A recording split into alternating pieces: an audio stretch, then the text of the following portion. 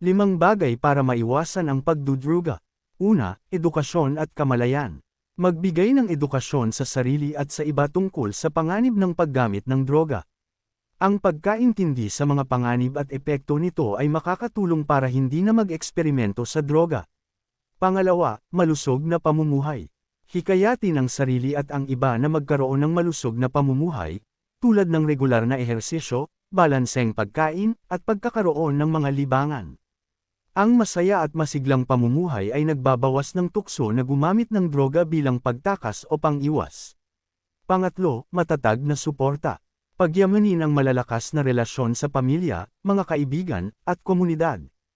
Ang matibay na suporta ay nagbibigay ng emosyonal na lakas at gabay, na nakakatulong para hindi bumaling sa droga sa oras ng problema.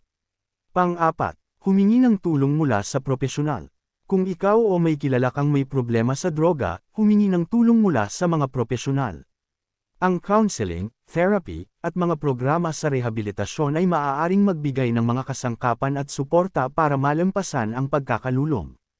Pang-5, magtakda ng malinaw na hangganan at mga layunin. Magtakda ng personal na mga layunin at hangganan na nakatuon sa kalusugan at kabutihan. Iwasan ang mga lugar o sitwasyon kung saan may presensya ng droga, at manatiling committed sa iyong personal na paglago at tagumpay. Paki-follow para sa iba pang matutunan.